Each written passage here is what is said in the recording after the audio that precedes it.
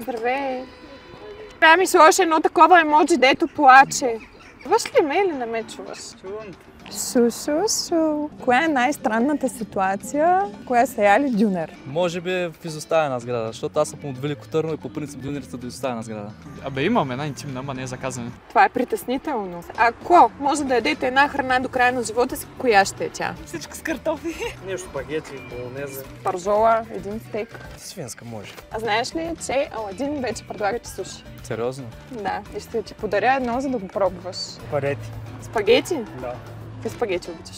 Болонезе. Ама ти ли си ги готвиш или някой ти ги готви? Аз. Ти се готвиш? Да. Бургери. Мъско момиче. Аз паста. Паста? Каква паста? Карбонара, нещо такова. Правиш ли паста? Аз съм от Италия родена и правя. Пилешко месце. Дюнер, да. Не ядеш суши. А покебол ядеш ли? А дюнер? А само палачинки. Много срамежливи тези мъже. Тук се едно сме в Ергена, никой не ще да ми даде роза.